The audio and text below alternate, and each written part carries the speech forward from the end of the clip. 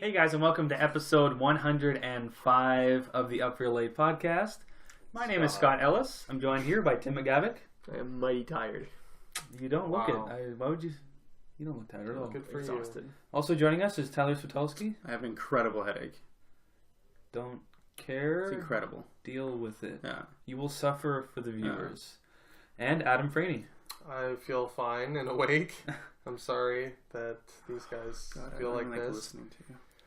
Let's run down some of the topics we're going to discuss on this week's episode. As usual, we're going to discuss the last film we watched this week, as well as a few news topics. We had D23 happen this week, so a lot of news coming out of there, including some casting news and a couple trailers, one of which is A Wrinkle in Time, directed by Ava DuVernay. What a wrinkle. And also another trailer that dropped this week was The Darkest Hour, starring Gary Oldman as Winston Churchill. So we're going to get to those later. If you do want to skip ahead to those, go in the description box below on YouTube and click on the timestamps, and you can skip ahead to those. And yeah, as well, don't forget to leave a like on this video if you enjoyed it. Leave a comment below in the comments section if you want to join our discussion. And of course, subscribe to our YouTube channel if you like our stuff. So with that out of the way, Tim. Timmy. Yes. What was your last seen film this week? I went way back to 1972. Whoa! The year you were born. Hoping to see the Kahulawasi River before it's flooded into a new lake. Four friends take a rafting trip deep into the Georgian wilderness, where they are forced to deal with the evils that men can do. Deliverance. Yeah! Written by James Dickey. Directed by John Borman. Starring one John Voight. One Burt Reynolds. One Ned Beatty. And one Ronnie Cox. This is an iconic movie for a couple things. One is the dueling banjos. You know that? Nice. Yeah, from this movie. Yeah. Great scene. I thought it was hilarious. It's like 3 minutes long of like Ronnie Cox and like this local kid that they got because they liked the way he looked to play banjo. Creepy. I was reading the trivia. That kid cannot actually play banjo. He was sitting on the chair. They had like another kid's arms like playing the banjo. But they liked the way the kid looked so much. If you remember him, he's got like beady little eyes. So that seems like hilarious, which is great. And actually, I'm going to come back to that idea that the person didn't know anything. Yeah. I have sort of a tie-in with my last scene where someone didn't know anything that they were doing. Son of a bitch. Anyways. And then some rape happens. Yeah, it's what kind of rape? Some male rape happens. Yeah, very do tell. Some male rape. Very rare. You know that line, his mouth sure looks pretty, or your mouth sure looks pretty? You got a pretty mouth. You got a pretty mouth. Boy. That's from this movie. You guys haven't seen this, Scott and Ty? No. I know you have. Guys, checked it out on Letterboxd. I like it. Make you squeal like a pig. Also from this line, or also from this movie. Really? Yeah, some iconic lines. Wow. It gets a little dark at times. I'll say that. That particular scene is quite extended. This feels like we're rated R right now. It's almost like, I think it's NC-17. I'd be surprised if it wasn't. I actually don't remember. I don't know. It was 72? I saw it before I saw the movie on Watch Mojo's top 10 most disturbing scenes. Yeah, it seems up there. Pretty disturbing. It's not like super explicit, but it's enough that you know what's happening. Affecting and affects you. It's affecting. Yeah. Ned Beatty's first role, which was pretty good. What a way to start. Yeah. Raped. Spoilers on who gets raped. Spoiler alert. Who's 50 or so. And it's like super practical too. Like they filmed this like on a river with like no stunt people because they couldn't afford it. It was like $2 million budget. Made like $46 million in the box office. Wow, really? Yeah. That sounds like a massive amount. And adjusted for inflation, that's the 70s too. So that's a huge. So I watched this because it was on Film Vault last week for like top 5. I forgot. Like top 5 something. And top 5. It's funny that this movie came out in like July of like 1972. So Anderson was like, "This is like a tentpole. Like if this came out today, it's like a tentpole like blockbuster movie, right? Like it's such a weird time for a movie like this to come out." Yeah. And this was up for like best picture, best director, best editing, which was editing was really good because it edited through like all like they're going down this like white water rapids river, so it's pretty impressive they were able to like edit and cut it and I remember feel that looking super real. So real, yeah. Like Burt Reynolds looks like he's just doing it himself. Yeah, but like a movie with that kind of dark content gets up for best director and best picture. It's insane. That is crazy. It does that well at the box office. It does that well at the box office. Because these days, these types of darker movies do get nominated, but they don't do well at the box office. Yeah. Performances are all great. I thought they were all fantastic in it. Burt Reynolds really surprised me. I haven't really seen him in much. I've seen him in like Boogie Nights, like a lot of like later career stuff. I think this was one of his first few movies. He made some box office bombs beforehand, and then they decided to do this. They originally wanted, I think it was Nicholson and Marlon Brando, and they both decided they were either too old or triple the budget would go to paying the two actors to be in it. So they scaled back. But yeah, really, really good movie. I'm gonna hit with a 4. Ooh. Takes you places, some dark places. Delivers places you might not want to go. Mm-hmm. Places. All right. And that ending though. Don't remember. I don't know what that means. Don't know Tyler. It's a good thing I saw it because I got that reference. Deliverance. Tyler, what was the last movie you watched this week? I did not see Deliverance. Oh, okay. Yeah. Damn. Do you have a last scene that's finished? I do. Yes! And I can do one better. I have 2 last scenes. I watched The Mummy and The Mummy Returns. I'm going to pull them up one second. We're going to be auditioning for a 4th member of the podcast. There's a new spot. If anyone comment below if you want to be in it. Shout out to Lou. Steve's bigger in. Okay. Brendan Fraser. No. A substance designed to help the brain repair itself gives a rise to a super intelligent chimpanzee who leads. Sounds familiar. Scott, do you mind? Who leads an ape uprising? This is 2011's Rise of the Planet of the I've not Apes. seen this. Tell me more. You have not seen it? No. You sure? What is that? Your Blu-ray is at my house. Oh, you got me. Shit. So, had not seen either of these movies. So you watched Rise, and then The Mummy Returns. That's what I thought. Yeah, that's what I thought. Both very good. And then Dawn. Super connected. Dawn of the Planet of the Apes. Okay. Yeah, watch them both. What do you think? I think it's weird that I hadn't seen these movies earlier. Because you love them. I really, really enjoyed them. Well, okay. Oh, shit. I really, I liked the first one. Yes, me too. Loved the second one. Yeah. Me too. Yeah. I was like, think roll there. that's the weird thing is I watched the first one and I was like, okay, this was good. It's like a heavy 3, like 4. Nice. I think well, I'll jump to it. I gave it a heavy 3. Yeah. I was like, okay, this was good. I didn't love it, and so I was putting in the second one, and I was like, sequels are never better than the original. So I'm expecting this to be like a 3, maybe a light 3. This is a 4. Dawn's a heavy 4. I was teetering 4, heavy 4. Dawn's a 4. I'd run a 4 right now. With a rewatch, it might be a heavy 4. It's good. For a couple things. First thing is that the actual apes looked way better in the second one. Like improved a lot. Like the difference in texture of their hair and everything was way better. That's so funny because I remember them looking amazing in Rise at the time. Yeah, they look really good. They Rise. But you watched them back to back. I watched them back to back. So you can really see the difference. Right? Then. And there was a couple times in Rise, and I was just like, okay, I can see the hair looks a little weird here, a little weird there. But it looked, for the most part, really good. But then I watched the second one. I was like, it looked incredible. Like they trained apes. Yeah, there's one shot of it was right after Caesar beat up Koba in the dam, and it's just a shot of Koba bloodied and it was like they just beat up a real monkey. Yeah. And there's one part where Caesar's just soaking wet, and you just you see him the fur looked the texture was perfect. It looks so good. Great movie. Great movie. You really it was kind of cool to watch them back to back because I got to watch Caesar's kind of character grow throughout 4 hours. Yeah. It was great. First one felt pretty bad for him the whole time. He really felt for Caesar. Was kind of I was actually kind of upset. It made me feel a little bit, and I didn't like that. Yeah. You felt? I did. So I shut that off immediately and just put in Dawn because I didn't like that. That's fair. But emotion. Yeah. But yeah, no, it was really good performance wise. I was kind of thinking like James Franco. It's going to be a little weird seeing him in this. I'm not sure if I'm going to take him seriously or not, but I liked him. I thought he did really well. He's suitable. And John Lithgow, I thought was really good. Yeah. Again, I saw him come up, and I was like, emotion. Wow, what are you doing here, John? Look Johnny. out of place, buddy. Yeah, Mr. Lithgow. Draco Malfoy was great. Tom Felton, yeah. He was not so great. Accent slipped a few times. Yeah, you don't say.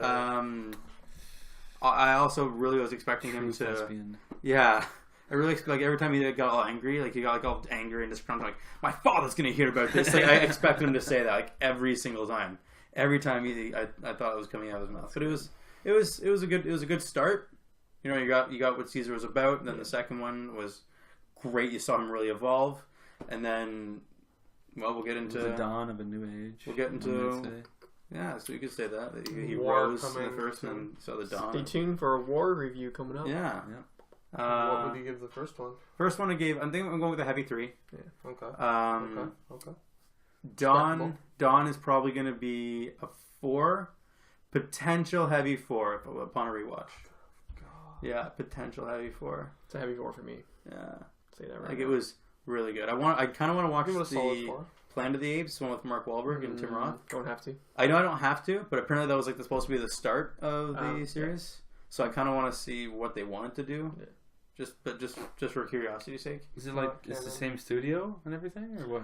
Not the same studio, but like there was supposed to be sequels to Tim Burton's original, well, not original, but his remake in 2001. And I'm blanking on who did the Apes movies right now. Matt Reeves did the second one. No, I know Fox, but it's Fox. Oh, yeah. Interesting. Is it Fox Searchlight or is it Fox? I think Searchlight. I want to say Searchlight. Dawn is one of my favorite shots, which is when Kobo's on the tank. Oh yeah, the camera's like mounted to the turret as it's like spinning around. Yeah, you see like all the mayhem that's happening. Oh my god, so cool, good. Fucking great, so cool. There was a lot of really good shots. Like the first one felt more like a studio movie. It felt more like it was like more of like a family kind. I don't know who directed that. Yeah, like Burt Wyatt. He did The Gambler with Mark Wahlberg after. Yeah. Oh, that's it. Okay, so. The second one felt deeper. You know, it felt like it was like there was a lot more to it. Yeah, I credit that to Matt Reeves. Yeah, he's a beast. He's a good director. Hype for Batman, bud. All right, well, Adam, what do you got for us this week? Just hit my old memory banks. You know, we are on video. I haven't used that in a while. Don't know what you're talking about. Did you say saving Mr. Banks? Yeah, Saving Mr. Banks. 2017's The Big Sick. Oh, surprise! Surprise! Very hyped on the old Twitter. Yeah, Twitter. The synopsis. It's very original. A couple deals with their cultural differences as their relationship grows. So you saw the movie and you can do better than that? No, Sick. I can't. Starring Kumail Nanjiani, I believe it's pronounced. Question mark. Zoe Kazan, Holly Hunter, Ray Romano. Ray! Jeez, haven't seen you in years, bud. Bo Burnham, shockingly. Bo Burnham was in this? Yeah. The kid acts. Plays like not one of the main characters, but one of Kumail's friends. Because he's a stand-up comic. I love him so much. Directed by Michael Showalter. Written by Kumail Nanjiani and Emily Gordon. Didn't know this was based on a true story. Oh, that's kind of cool. His wife. Him and his wife co-wrote this movie. How awkward would that be on set? It's fucked, yeah. And Zoe was amazing in this movie. The actress who plays his wife, Emily. She was a standout for me. I've never seen her before that I know of. Do you guys know if she's in anything else? Don't know her. No, yeah. You can look it up. But, I swear I've seen her in something else. Yeah, she was a standout. I thought she was great. I thought the movie overall was solid. Didn't love it necessarily, but it was good. It's good. It's really cute, charming, funny. The acting from everyone was pretty great, other than the lead, I'd say, Kumail. Which is tough. Yeah, my only problem with it was he's tasked with a lot of heavy lifting as the lead, obviously. And, a main focus of the movie is his girlfriend gets sick. I don't know. Is it a spoiler? It's in the called trailer. The Big It's Sick. in the trailer. Yeah. What happens to her is in the trailer. Right. So there's obviously a lot of like emotional distress and everything that he has to portray, and I felt like I could never fully feel for him. It's like one of those things where like I wanted to cry watching this, but like he never cries. He can't like. Just seems like he can't get there as a performer. So it's like left a little to be desired in that sense. So if he doesn't believe it, how can you believe it, kind of thing? Yeah, exactly. I couldn't like feel like I should be able to see in his eyes like the pain in his eyes, right? Like Caesar. Yeah. Oh. Right. Those eyes. But overall, I thought pixels, not realize. Oh, what? Well, what does that say about Kamal? Even worse acting. He can't outact CGI.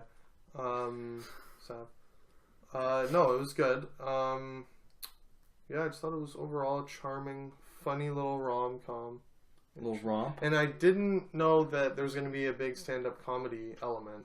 Is that in the trailer? That he's a comic? I feel like No, I did not. I I just found that out. Just you now. didn't see it, right? No. Okay. Yeah, he's a comic, like it's based in Chicago, so he's like works the Chicago nightclub scene. Oh, I think there's a part of that in the trailer where she shows up and he's doing a show or something like that. Okay, that would make sense, but I had no idea going in. So that was my favorite portion of the movie, seeing that world of like stand-up comedy. It's like Bo Burnham plays like one of his comic friends, and a girl who's on SNL, I can't remember her name, but Haiti Bryant. Yes, yeah. And have you seen this movie, Tyler? No, but I saw it in the trailer. Interesting. You're quite observant. Or have that I? you are the ultimate wild card. So yeah, I just thought it was great, and like that and the obviously cultural differences of like him being Pakistani, dealing with his parents. They're constantly trying to like set him up with arranged marriage and all that stuff. So like the culture shock elements are hilarious also. I really wanted to see this trailer looked really good to me, but I really wanted to see Ray Romano for some reason. Like he's I great. found him to be I thought he was really funny in the trailer. Yeah, I wanted to see his character. He's my favorite character. Okay, good. He obviously plays Emily's father. And he's just this like typical awkward, sort of dorky dad. Yeah. And like Holly Hunter is like super against Kumail and like hates him basically, and Ray's the one trying to like smooth it over. It kind of felt like a 2-hour like NBC sitcom pilot a little bit at times. Like it got that sort of like cheesiness to it, with like manipulative score and like, okay, this is sad, this is funny. It's really feel sad now, cutesy. Feel happy now. Yeah, it had like that sitcom vibe that kind of like was bumming me out a bit. I thought it would like elevate past that, but yeah, overall I liked it. I'll give it a heavy 3. I'd say Sweet. heavy 3, solid flick. Sick. So you loved it? Big sick. Loved it. It's my favorite movie of all time. Sick. Yeah, a little overhyped. 100%. I mean, tell us how you really feel. Movie was shit. Okay, well. it was shit. Okay, not seeing it now. What I'm saying. Let me jump in. Watched a little flick. Did you know? From 1973. What year was? Oh, 72. 72. Shit. A married couple grieving the recent death of their young daughter are in Venice when they encounter 2 elderly sisters, one of whom is psychic and brings a warning from beyond. What, I think I've seen this movie before. This movie is known for its like explicit love-making scene. Okay. Yeah, I've definitely seen this movie before. 1973. What's the name? Don't Look Now. Never heard of it. Starring Julie Christie and Donald Sutherland. Donald. This doesn't ring a bell for you guys? No. I think I've actually seen this movie. Excuse me? You are the ultimate wild card if you Directed by Nicholas Roeg. Roeg. I think he's Dutch or something. Sounds Dutch. I'm guessing. It's sort of like a kind of a grief like thriller is the way I would describe it. Really? But yeah, this movie's good. I got it on Criterion. You son of a That's why I didn't mention it earlier. Clever. But this movie, I will say, the standout of this movie is like the editing. It's kind of a weird thing to think of as a standout, but just interesting like match cuts and like edits, not necessarily on like physical things like moon and then like a tire. I know like obvious cuts like that, but more like mood cuts, like cutting on similar things. Like it's hard to describe, but like there'd be like glass breaking and then something else hitting. I don't know. It's hard to describe, but excellent editing. But it's basically like a thriller. This couple sort of goes to Venice because of Donald Sutherland's character's job. He's like restoring this old church, and they sort of, it's like recently after the death of their child, which that scene alone was pretty good. Heart-wrenching? Pretty good. I wouldn't say heart-wrenching, but you enjoy it was child death? pretty. You said it was pretty good. I enjoyed it. Oh, I enjoyed it quite a bit. Come on. So it happens sort of right after that happens to them, and they're sort of trying to get over their grief, and basically the like warning from beyond is this like blind lady says to the wife that she like sees their daughter like standing there between them or whatever, but she's like blind, right? Yeah. What? I'm you're engrossed. just transfixed, and then sort of things happen after that. They like get this warning, and the husband starts to like see things, and it's sort of one big motif in this movie is like the color red. Basically, like when the like daughter drowned, she was like wearing this like bright red like rubber like jacket, and he keeps like seeing like red, and he like will see like this like person like running around with like a red jacket, and he keeps like seeing her and like thinks he's going crazy and stuff, but he like doesn't want to believe. Spooky. Anyways, I read some trivia that they actually did like a seance in like preparation for this. My God, I'm out. And what I was saying earlier, Tim, when you mentioned that the character in Deliverance didn't know how to play the banjo, there's a character in this which is a police chief, the Italian police chief, who actually didn't know English. He just read his lines. He didn't know what he was saying. I would love to. I was see like, "Are you this, kidding please. me?" I need to see that. Like he didn't even know what he was saying. Can you tell? He just read. It just sounded like he had an accent. I guess. But so, how would you know? Yeah. How would you know? It was all scripted, right? I also found out that the like famous like love scene, which was like quite explicit, I would say. It's like I'm trying to think of other like sex scenes in movies that were like, wow, was that real? Yeah. Well, yeah. Tying in with the rape theme of Deliverance. Got a theme going on this week. What a theme. Apologies.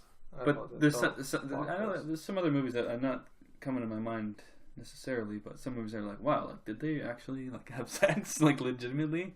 In this, I was like, wow, I could see why there was like people were wondering at the time. They're like, did they really confirm? No, they didn't. It was like they didn't really show much in 2017. Kiefer Sutherland in this movie. That was the genesis of Kiefer. I need to know.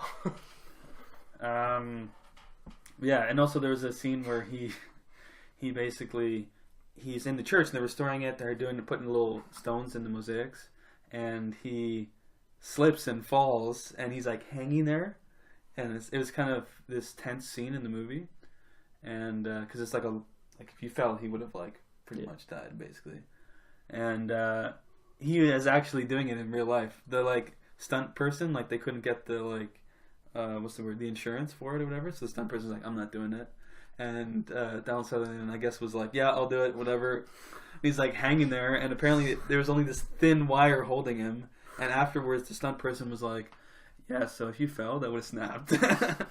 Just to let you know. What? Yeah, fucked. I'm in. Fucked. I love actors doing their own stunts. But yeah, good movie. I'm gonna give it a light 4. Like, nice little thriller. Ending, wild ending. The last like 30 seconds.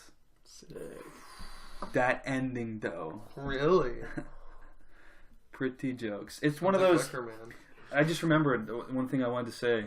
it's like compared to Arrival, in the way that this like twist happens, where you're like the movie. Okay, let me think about all those other things that happened earlier that I thought was like this is actually like this. I'm in.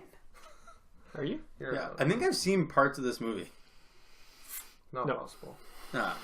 Anything Untrue. No, I'm pretty sure I have. Untrue. No, it's 100% on true. Criterion, you haven't seen it. Pretty sure you just lied. No. Yeah. Seen Let's move on into our news topics. We got a couple things to discuss. Firstly, let's talk about D23. There's a few things that came out. Nothing that we get to see. Not yet. But there was some Infinity War trailer that came out that was apparently crazy. Mind-blowing. Lion King trailer, not trailer, but mind-blowing. Scene, mind-blowing. It was crazy. There was some stuff shown from Dumbo. Terrifying. Tim Burton. Yeah. There's a statue that pulled up. Crazy. It haunts Truly me. terrifying. Will not be seen. Yeah. Stared in the depths of my soul, those eyes. Yeah, I did not like eyes. that statue. But let's talk about Aladdin. Ooh. They've announced the cast. I'd be elated. Oh. Naomi Scott, you guys might know as the Pink Ranger from the Nope. Power Rangers film. Missed that week. That's right, you did. Seen her in nothing. Oh. Has been cast as Jasmine, and Mena Massoud has been cast as Aladdin himself. And Will Smith, who was previously rumored to be playing Genie, has now been officially confirmed. Big Willie. Big Willie. Tyler, Yes. what are your thoughts on this cast? As the Guy Ritchie fanboy. Do you like it? Do you care? I'm mad that Aladdin's Canadian. It's totally off. Totally off. This changes everything. No. This I was really rooting for Dev Patel. Really. I thought he would have been like perfect fan casting. Never seen this guy before. Don't really know him from anything. Has he done anything? He's done a couple I heard things. he's a newcomer, quote unquote. I think he's done a couple things. If you know what I mean. Let me confirm. I can I see him. I'm okay with it. I can see I see an appearance there. I'm okay with that. Had a little bit. I'll tell you guys this. Had a crush on the Pink Ranger from the Power Rangers movie. Did you? Yeah. Oh yeah. So the perfect Princess Jasmine. Yep. Because I actually love Princess Jasmine. I think she's my favorite Disney princess. Ooh, well, she's my favorite. So this is perfect for me. Will Smith, I think, is damn good. I really like Will Smith as Genie. I'm really happy with that. perfect, would you say? Yeah, I'd say so. Perfect. Interesting. Yeah, they could have gone a couple different ways with it. Like they could have, there's a bunch of actors I think they could have gone with to go with like a super, like a crazy, zany kind of Genie. But I think Will Smith is gonna do really. I'm imagining like Will Smith from like Fresh Prince. You know, like he's like really like active. Like he's got like, animated. Yeah. Yeah, really animated. Like I'm seeing animated. I think that's gonna be. I can see that. I can really see him as Genie. So I'm hyped for it. And plus, Guy Ritchie. So. 305. Yeah. Tim, what are your thoughts? I don't care about the two leads that much, just because I haven't seen them in anything, so I can't really comment. Okay. They looked the part. As long as Aladdin is charming and hilarious, then I'm good. I will agree, Will Smith is good casting, I think. Mm-hmm. He hasn't had a fun role in like a decade. Yeah. It's supposed to be nice to see him back on the horse, getting a little wacky, getting a little fun. Zany. Get that nice 90s Will Smith back. Yes. Yes. Charm. Pure charm. Charming. All right, so Tim's in. I'll give my thoughts. I kind of agree with you a lot, Tim. It's I don't have much to say about the leads. I think Naomi Scott was good in Power Rangers. Mm-hmm. I think she'll be fine as Jasmine. I don't know anything about this actor who's playing Aladdin, so I can't really comment. I think he looks the part. Yeah. And Will Smith, I don't love it. Maybe because I didn't think of him as that character necessarily, like zany, wacky. Like I'm just thinking of Robin Williams. I don't know. Oh, he's not gonna be able to top. Oh yeah, he's gonna have to do something a little bit different. Yeah. So maybe it's a good idea that he is so different from that. Yeah. You know, you don't want anything too close to it. Yeah, he's not trying to imitate. Yeah. You know, so often imitated, never duplicated. Yeah, I think it's a smart decision from Disney to get Will Smith to be the genie. I don't know. I just don't love it, especially when you cast two like unknown leads. Yeah, best to have this supporting character be like a. Well, he used to be like a huge box office draw. Hasn't really done much in the last little bit, but big star, big name. Adam, your thoughts on this? He was great in Collateral. Collateral Beauty. Beauty. Ah! What is happening? Not Jamie Foxx? Yeah. Is it Collateral? No. Collateral Beauty.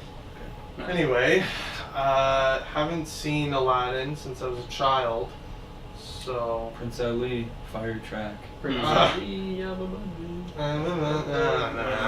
Fire. Great song, guys. Fire Track. We all know the lyrics. Don't know the main guy. The girl was fine in Power Rangers. It should be good. Will Smith is super charming, so I think he's great for the genie. He's likable, funny, cool. Yeah. Everyone likes Will Smith. You think we'll have a Aladdin rap? Oh yeah. If we don't, I'm out. Let me make that clear. I'm excited for the inevitable Kevin Hart as the parrot.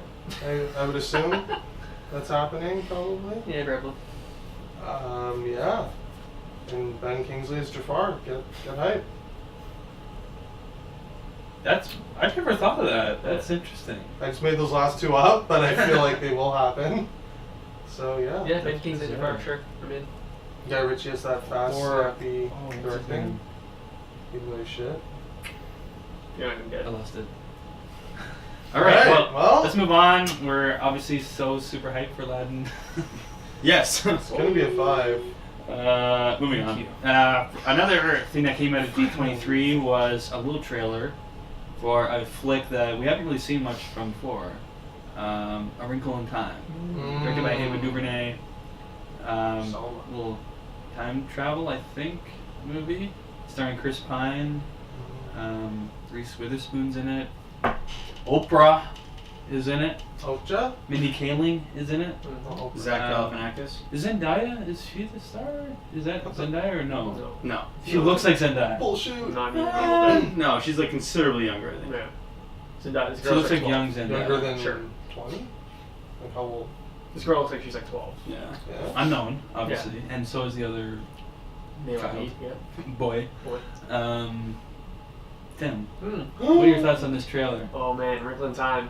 Oof. I remember loving the book when I was like 12 when I read it. You read it?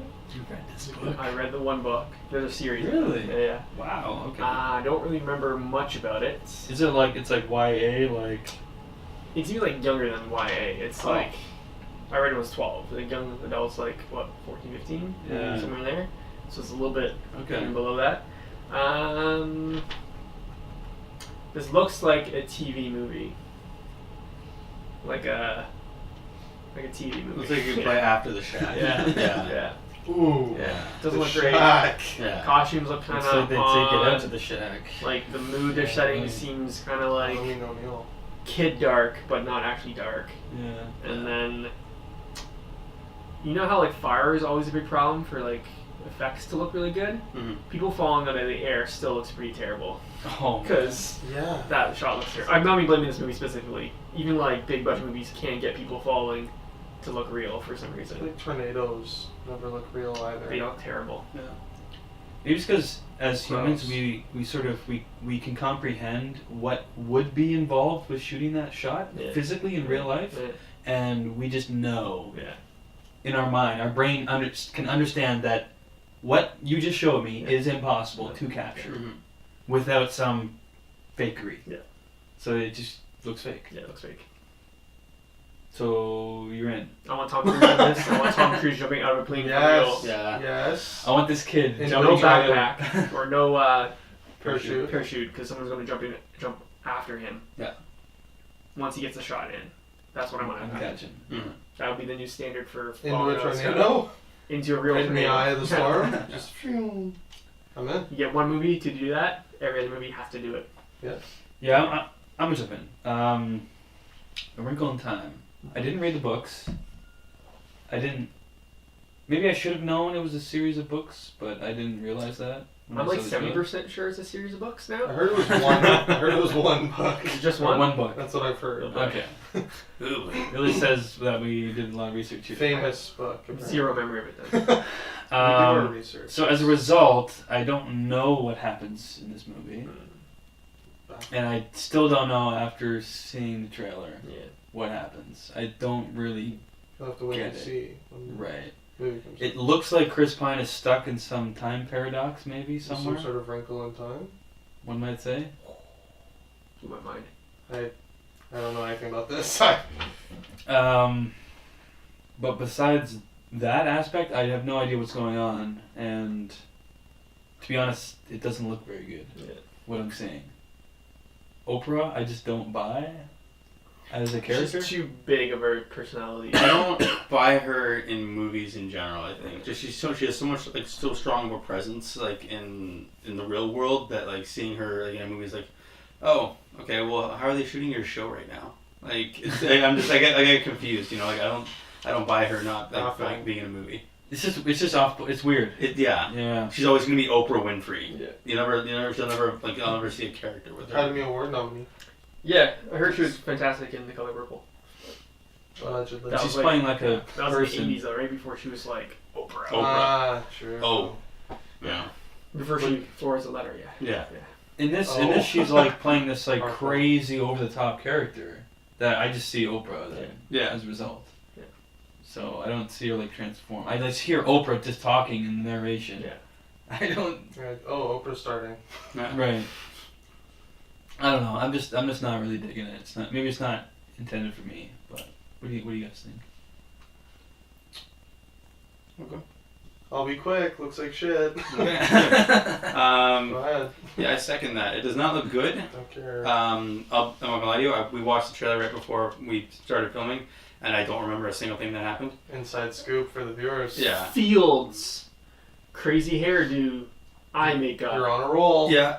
Really bad CGI fall. Falling. Some sort of weird cul-de-sac with small children and mothers that freaked me out. I did like that scene. That was the only thing that was somewhat redeemed. Was like, oh, that's interesting. It was kind of weird. Yeah, not buying Oprah. She's kind of taking me out of it, if that was possible.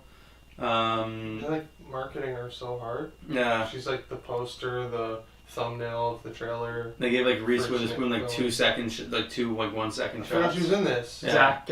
Zach's not even showing. I didn't even see him. Chris Pine was kind of cool in it actually. I was kind of. I liked his shots.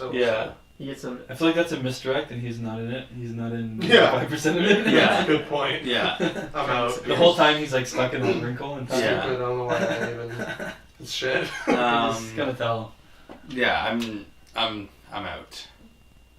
You're out? I thought you no. No, Scott. We just watched the trailer like 20 minutes ago, and I don't remember it. Shit. Yeah. Too far Let's move on. We got another trailer to discuss. The Darkest Hour, starring Gary Oldman as Winston Churchill, going through some of behind the scenes, some of his decisions during World War II. Yeah. Adam,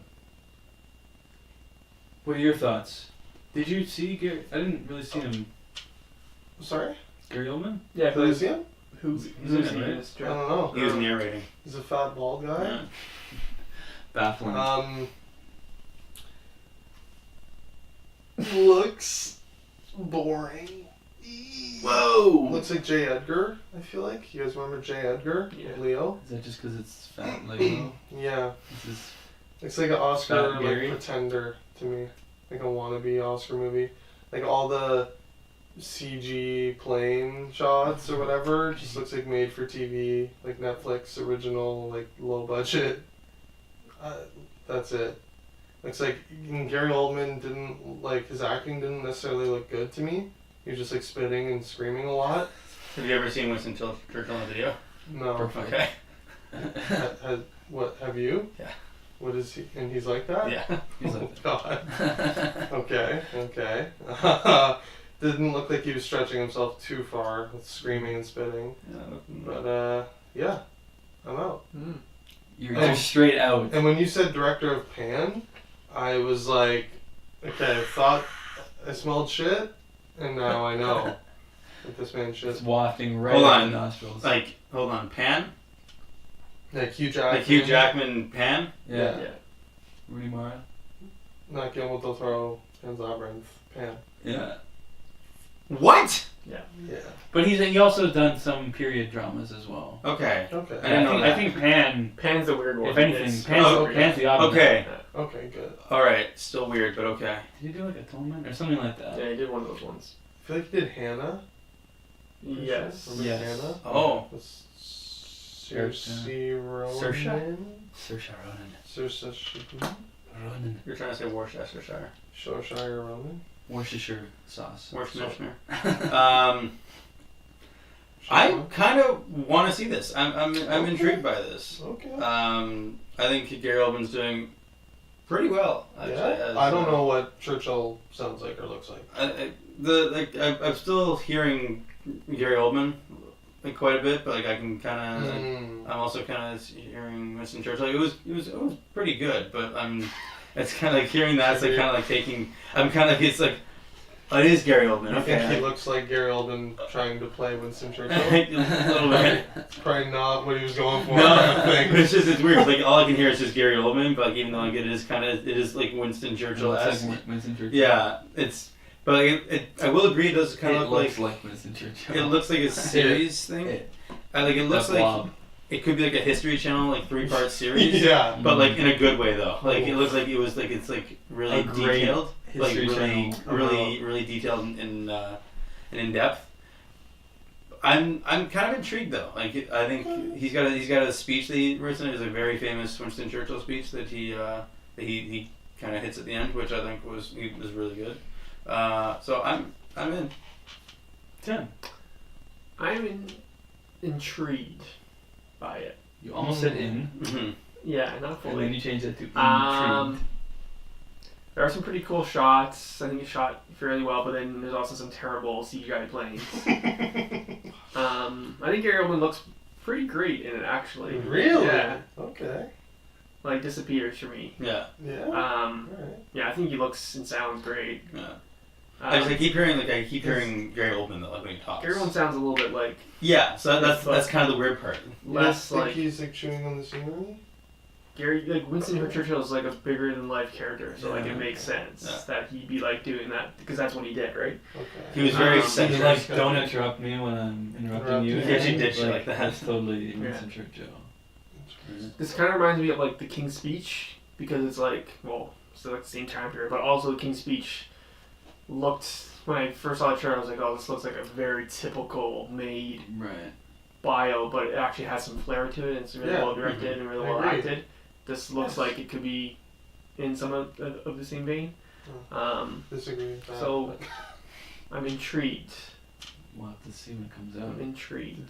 Did you give your The thoughts? pan No. director, the pan director is putting me off quite a bit. Yeah. Yeah, it's fucking weird, right? Yeah. But There's maybe small- that was a blip in the radar. You Let's know? pray for everyone We'll see. involved. Yeah, I think it looks okay. It's funny you guys mentioned the like CGI planes. When I saw it first, I'm like, that's fucking weird. Like, Yeah. it's just Indiana like Jones they're right clearly there. shooting it on a stage. Like all these scenes are on a stage somewhere, right? They're all on a set.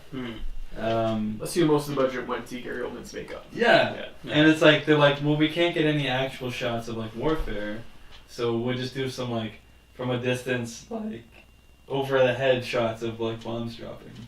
Yeah. It just seems like, really, guys? But yeah, I think Gary Oldman looks good as Winston Churchill.